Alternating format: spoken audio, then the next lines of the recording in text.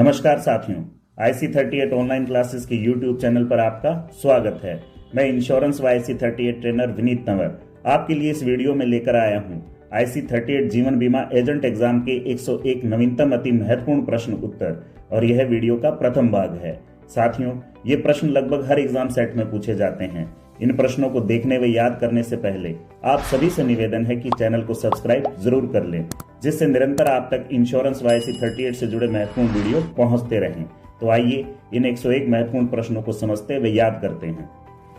प्रश्न: बीमा हामीदारी में प्राथमिक हामीदार कौन है? बीमा दलाल, सर्वेक्षक, बीमा एजेंट या तृतीय पक्ष प्रशासक? साथियों, एक बीमा प्रस्ताव पर बीमा एजेंट ही निर्णय लेने की सबसे बेहतर स्थिति में होता है, क्योंकि प्राथमिक तौर पर वह ही प्रस्तावक के संपर्क में होता है और प्रस्ताव को बेहतर समझ सकता है, इसलिए उसे प्राथमिक हामीदार कहा जाता है। सही उत्तर है बीमा एजेंट। प्रश्न: किस प्रकार के बीमा में बीमा योग्य ब्याज का सिद्धांत केवल दावे के समय देखा जाता है? जीवन बीमा, सामान्य बीमा, स्वास्थ्य बीमा या समुद्री बीमा? साथियों, बीमा योग्य ब्याज या बीमा योग्य हित जीवन बीमा में पॉलिसी की शुरुआत में और सामान्य बीमा में पॉलिसी की शुरुआत और दावे के समय, केवल सामान्य बीमा की समुद्री बीमा श्रेणी में दावे के समय। सही उत्तर है समुद्री बीमा। प्रश्न: बंधक मोचन बीमा के पीछे क्या उद्देश्य है? वहनीय बंधक दरों को सुगम बनाना, गिरवी रखी गई संपत्तियों के मूल्य की रक्षा करना, गृह ऋण लेने वालों को वित्तीय सुरक्षा प्रदान करना या चूक के मामले से बचाव? साथियों, बंधक मोचन बीमा के पीछे उद्देश्य गृह ऋण लेने वालों को वित्तीय सुरक्षा प्रदान करना है, जिससे गृह ऋण लेने वाले व्यक्ति की मृत्यु या अपंगता की स्थिति में बीमा राशि से बकाया ऋण की अदायगी की जा सके।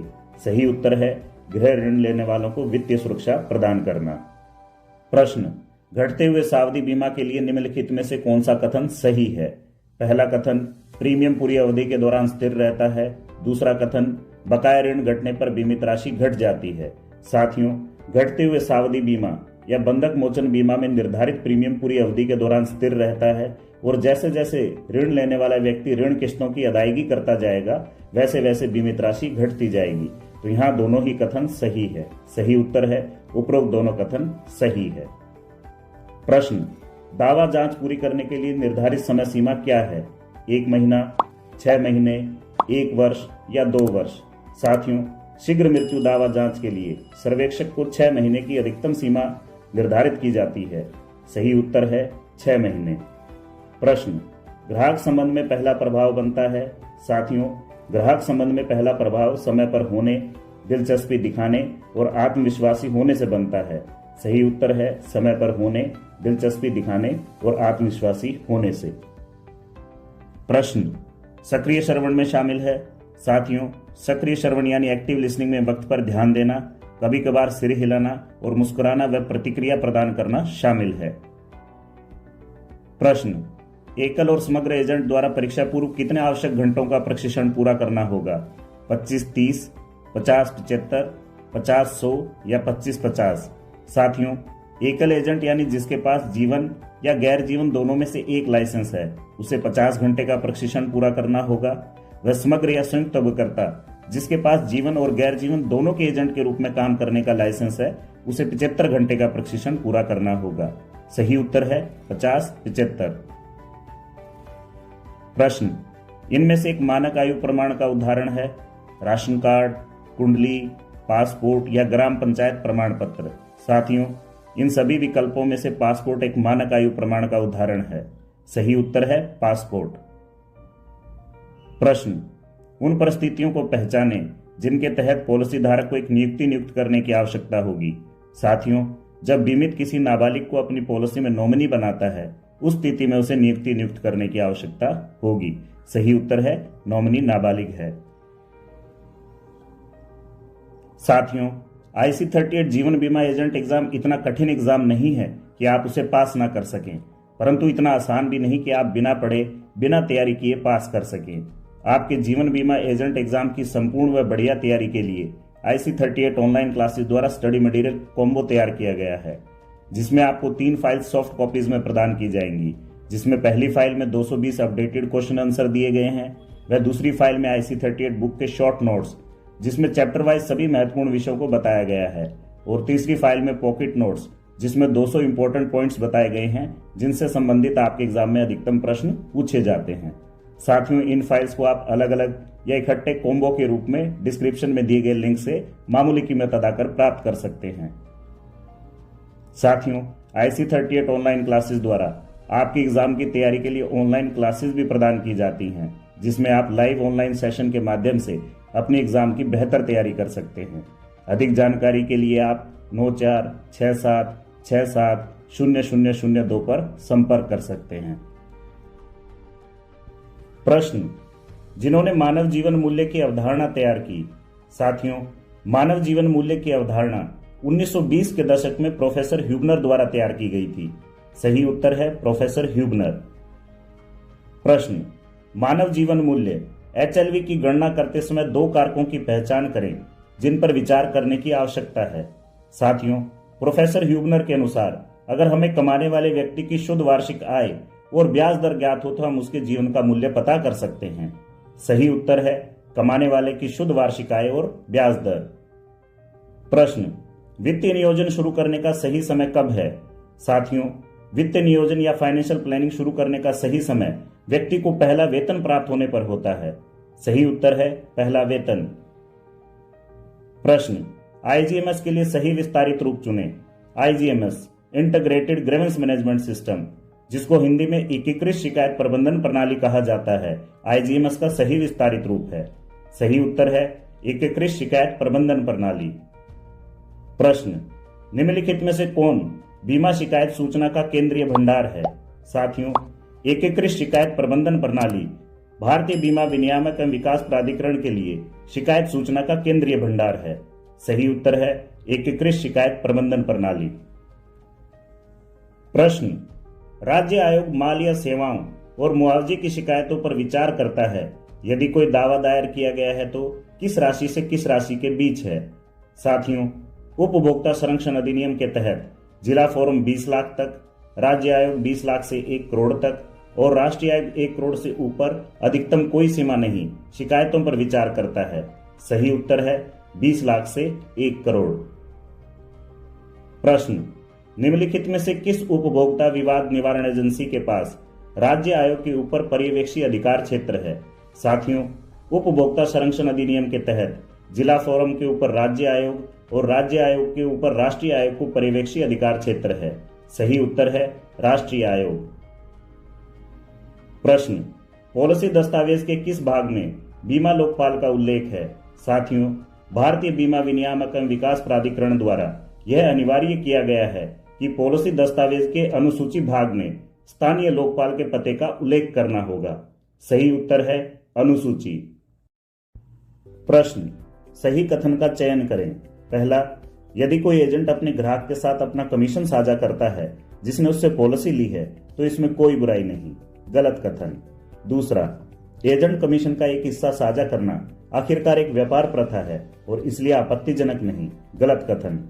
तीसरा, एजेंट अपने मुवक्किल को अपने कमीशन का खुलासा करने के लिए बाध्य नहीं है, यहां तक कि बाद वाले द्वारा पूछे जाने पर भी। गलत कथन।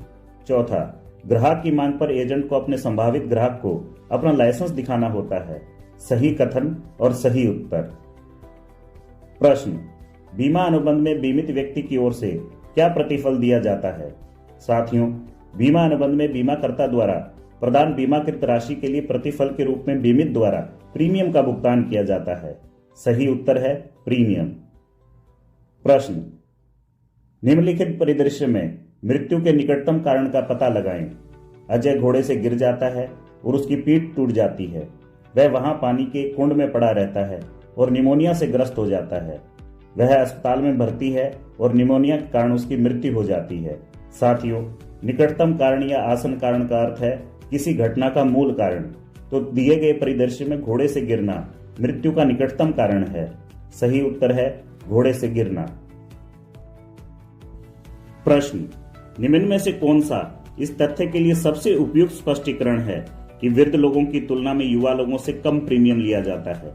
साथियों, मृत्युता आयु से जुड़ी होती है, यानी अधिक आयु अधिक मृत्युता, कम आयु कम मृत्युता, इसलिए युवा लोगों से कम प्रीमियम लिया जाता है। सही उत्तर है मृत्युता आयु से जुड़ी होती है। प्रश्न, निवेश समय सीमा और प्रतिफल के बीच क्या संबंध है? साथियों, निवेश समय सीमा अर्थात निवेश यानी इन्वेस्टमेंट को दिया गया समय और प्रतिफल यानी रिटर्न्स। तो जितना अधिक निवेश समय सीमा होगी उतना ज्यादा प्रतिफल प्राप्त होगा। सही उत्तर है जितनी अधिक निवेश समय सीमा उतना ज्यादा प्रतिफल। प्रश्न, निम्नलिखित में से किसे लेन देन संबंधी उत्पादों के अंतर्गत वर्गीकृत किया जा सकता है? साथियों, जीवन बीमा एक आकस्मिक उत्पाद होता है। वह शेयर और बॉन्ड धन संचय उत्पाद होते हैं और एक बैंक जमा को लेन देन संबंधी उत्पादों के अंतर्गत वर्गीकृत किया जाता है। सही उत्तर है बैंक जमा। प्रश्न, एक अमूर्त उत्पाद का वर्णन कीजिए। साथियों, एक अमूर्त उत्पाद वह होते हैं जिन्हें स्पर्श से महसूस नहीं किया जा सकता या केवल अप्रत्यक्ष रूप से ही समझा जा सकता है। उदाहरण जैसे बीमा। सही उत्तर है एक अमूर्त उत्पाद का मतलब ऐसा उत्पाद जिसे केवल अप्रत्यक्ष रूप से ही समझा जा सकता है। प्रश्न, किस प्रकार की पॉलिसी के तहत दावे का भुगतान आवधिक भुगतान के रूप में किया जाता है?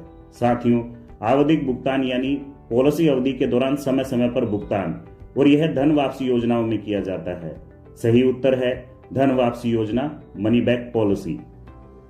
प्रश्न, यूलिप के मामले में निवेश जोखिम कौन वहन करता है? साथियों, यूलिप यानी unit link insurance plan. ULIP के तहत पॉलिसी धारक अपनी इच्छा अनुसार स्वयं निवेश विकल्प चुनता है, तो निवेश जोखिम पॉलिसी धारक द्वारा स्वयं ही वहन किया जाता है। सही विकल्प है बीमित। प्रश्न, विवाहित महिलाओं के संपत्ति अधिनियम का कौन सा भाग पत्नी और बच्चों को जीवन बीमा पॉलिसी के तहत लाभ की सुरक्षा प्रदान करता है? साथियों, विवाहित महिला संपत्ति अधिनियम 1874 का अनुभाग 6 पत्नी और बच्चों को जीवन बीमा पॉलिसी के तहत लाभ की सुरक्षा प्रदान करता है। सही उत्तर है अनुभाग 6। प्रश्न, MWP अधिनियम के तहत लाभार्थी निम्नलिखित में से एक हो सकते हैं। साथियों, MWP यानी मैरिड वुमेन प्रॉपर्टी एक्ट, जिसको हिंदी में विवाहित महिला संपत्ति अधिनियम कहा जाता है, के तहत लाभार्थी केवल पत्नी को बनाया जा सकता है। पत्नी और एक या अधिक बच्चे को संयुक्त रूप से बनाया जा सकता है और एक या एक से अधिक बच्चे को भी बनाया जा सकता है। सही उत्तर है उपरोक्त सभी। प्रश्न, किसको एक बीमा पॉलिसी के रूप में वर्णित किया जा सकता है जो व्यवसाय के एक महत्वपूर्ण सदस्य की मृत्यु या विस्तारित अक्षमता के परिणाम स्वरूप वित्तीय नुकसान की भरपाई करता है? साथियों, प्रमुख व्यक्ति बीमा वह बीमा पॉलिसी है जो व्यवसाय के एक महत्वपूर्ण सदस्य की मृत्यु या विस्तारित अक्षमता के परिणाम स्वरूप वित्तीय नुकसान की भरपाई करता है। सही उत्तर है प्रमुख व्यक्ति बीमा या कीमैन इंश्योरेंस। प्रश्न, प्रमुख व्यक्ति बीमा के तहत दिया जाने वाला कर उपचार क्या है? साथियों, प्रमुख व्यक्ति बीमा एक बिजनेस पॉलिसी होती है जिसमें किसी प्रकार की कर छूट यानी टैक्स रिबेट नहीं प्रदान की जाती, किंतु व्यावसायिक संस्थाओं द्वारा प्रमुख व्यक्ति बीमा के तहत भुगतान किए गए प्रीमियम को व्यवसाय व्यय यानी खर्चों में दिखा अनुभाग 37A के तहत छूट की मांग की जा सकती है। सही उत्तर है प्रीमियम को व्यवसाय व्यय के रूप में माना जाता है और कर छूट है तहत अनुभाग 37A। साथियों, बहुत से साथियों का एग्जाम में एक या दो बार फेल होने के बाद फोन आता है कि सर कुछ ऐसे नोट्स या बुक दे दीजिए जिससे एग्जाम की तैयारी की जा सके और उसे पास किया जा सके। साथियों, एग्जाम में बार बार फेल होने से आपको आर्थिक व समय दोनों का नुकसान होता है, तो क्यों न पहले ही इसका समाधान कर लिया जाए। साथियों, IC38 ऑनलाइन क्लासेस द्वारा स्टडी मटेरियल जो स्पेशली हमारे ऑनलाइन क्लासेस अभ्यर्थियों के लिए तैयार किया गया है, वह आप सब साथियों के एग्जाम पास करने में सहायता हेतु नाममात्र कीमत में प्रदान किया जा रहा है। अपने पैसे व समय को बर्बाद होने से पहले ही आप डिस्क्रिप्शन में दिए गए लिंक से स्टडी मटेरियल कॉम्बो को प्राप्त करें और अपने एग्जाम की सशक्त व बढ़िया तैयारी करें। प्रश्न, उन दो पॉलिसी विशेषताओं के नाम बताइए जिन पर बीमाकर्ता द्वारा प्रीमियम पर छूट की पेशकश की जा सकती है। साथियों, बीमा राशि और प्रीमियम भुगतान का तरीका वो दो पॉलिसी विशेषता हैं जिन पर बीमाकर्ता द्वारा प्रीमियम पर छूट की पेशकश की जा सकती है। सही उत्तर है बीमा राशि और प्रीमियम भुगतान का तरीका। प्रश्न, बीमा पॉलिसी के संबंध में प्रीमियम शब्द क्या दर्शाता है? साथियों, प्रीमियम पॉलिसी खरीदने के लिए बीमित व्यक्ति द्वारा भुगतान किया गया मूल्य होता है। सही उत्तर है पॉलिसी खरीदने के लिए बीमित व्यक्ति द्वारा भुगतान किया गया मूल्य। प्रश्न, बीमा कंपनियों द्वारा उपयोग किए जाने वाले औपचारिक कानूनी दस्तावेज की पहचान करें जो उत्पाद के बारे में विस्तार प्रदान करते हैं। साथियों, विवरण पुस्तिका या प्रोस्पेक्टस बीमा कंपनियों द्वारा उपयोग किए जाने वाले औपचारिक कानूनी दस्तावेज होते हैं जो उत्पाद के बारे में विस्तार प्रदान करते हैं। सही उत्तर है प्रोस्पेक्टस या विवरण पुस्तिका। प्रश्न, बीमा कंपनियों को अपने ग्राहक की सही पहचान निर्धारित करने की आवश्यकता है। एजेंटों को यह सुनिश्चित करना चाहिए कि प्रस्तावक केवाईसी प्रक्रिया के हिस्से के रूप में निम्नलिखित के साथ प्रस्ताव फार्म जमा करे। साथियों, केवाईसी, नो योर कस्टमर या अपने ग्राहक को जाने अनुसार एजेंट को प्रस्तावक का आयु प्रमाण, फोटो व पता प्रमाण जमा करने की आवश्यकता होगी। सही उत्तर है उपरोक्त सभी। प्रश्न, यदि पॉलिसी धारक पॉलिसी से संतुष्ट नहीं है तो वह पॉलिसी को उपशमन अवधि के भीतर लौटा सकता है, यानी पॉलिसी डॉक्यूमेंट प्राप्त करने के कितने दिन भीतर। साथियों, यदि पॉलिसी धारक पॉलिसी से संतुष्ट नहीं है या एजेंट द्वारा गलत जानकारी दे पॉलिसी का विक्रय किया गया है तो पॉलिसी धारक पॉलिसी दस्तावेज प्राप्ति के 15 दिन भीतर पॉलिसी को लौटा सकता है और बीमा कंपनी द्वारा कुछ कटौतियां काटकर बाकी प्रीमियम पॉलिसी धारक को लौटा दिया जाता है। सही उत्तर है 15 दिन। प्रश्न, यदि बीमा कंपनी द्वारा प्रस्ताव में बीमा धारक द्वारा प्रस्तुत किए गए भौतिक तथ्य झूठे हैं तो पॉलिसी किस समय तक रद्द की जा सकती है। साथियों, निर्विवाद खंड 45 अनुसार बीमा कंपनी द्वारा प्रस्ताव में बीमा धारक द्वारा प्रस्तुत किए गए भौतिक तथ्य झूठे पाए जाने पर उसे पहले 3 साल तक रद्द किया जा सकता है। सही उत्तर है 3 साल। प्रश्न, पहली प्रीमियम रसीद FPR क्यों महत्वपूर्ण है। साथियों, जब कोई पॉलिसी धारक अपनी पॉलिसी का पहला प्रीमियम भुगतान करता है तो बीमाकर्ता द्वारा पॉलिसी धारक को रसीद प्रदान की जाती है जिसे FPR, फर्स्ट प्रीमियम रसीद या प्रथम प्रीमियम रसीद कहा जाता है और यह महत्वपूर्ण इसलिए होती है क्योंकि बीमा अनुबंध शुरू होने का प्रमाण होती है। सही उत्तर है यह सबूत है कि पॉलिसी अनुबंध शुरू हो गया है। प्रश्न, निम्नलिखित में से कौन सा कथन सही है। पहला, पॉलिसी दस्तावेज को अनिवार्य रूप से मुद्रांकित नहीं किया जाना चाहिए। गलत कथन। दूसरा, पॉलिसी दस्तावेज पर हस्ताक्षर नहीं किए जाने की आवश्यकता है लेकिन भारतीय स्टाम्प अधिनियम के अनुसार मुद्रांकित किया जाना चाहिए। गलत कथन। तीसरा, पॉलिसी दस्तावेज को सक्षम प्राधिकारी द्वारा हस्ताक्षरित होने की आवश्यकता नहीं है। गलत कथन। चौथा, पॉलिसी दस्तावेज को सक्षम प्राधिकारी द्वारा हस्ताक्षरित होने की आवश्यकता है और भारतीय स्टाम्प अधिनियम के अनुसार मुद्रांकित की आवश्यकता है। सही कथन व सही उत्तर। प्रश्न, श्री श्याम की अनुग्रह अवधि के दौरान नियत तारीख को प्रीमियम का भुगतान किए बिना मृत्यु हो जाती है। मृत्यु लाभ क्या होगा जो नामित व्यक्ति को प्राप्त होगा। साथियों, अनुग्रह अवधि या ग्रेस पीरियड के दौरान बीमा धारक की प्रीमियम का भुगतान किए बिना मृत्यु होने पर बीमा कंपनी द्वारा बीमा राशि से बकाया प्रीमियम काटकर शेष बीमा राशि का भुगतान नामित को किया जाता है। सही उत्तर है नामांकित व्यक्ति को मृत्यु लाभ कम अदद प्रीमियम प्राप्त होगा। प्रश्न, बीमा पॉलिसी के तहत प्रदान की जाने वाली ऋण की राशि क्या है। साथियों, एक बीमा पॉलिसी के तहत समर्पण मूल्य का 90% तक ऋण प्रदान किया जा सकता है। सही उत्तर है समर्पण मूल्य का 90%। प्रश्न, कौन सी व्यवस्था भविष्य में प्रीमियम का भुगतान न करने की स्थिति में भी बीमा कवर जारी रखती है। साथियों, चुकता मूल्य वह व्यवस्था है जो भविष्य में प्रीमियम का भुगतान न करने की स्थिति में भी बीमा कवर जारी रखती है। सही उत्तर है चुकता मूल्य।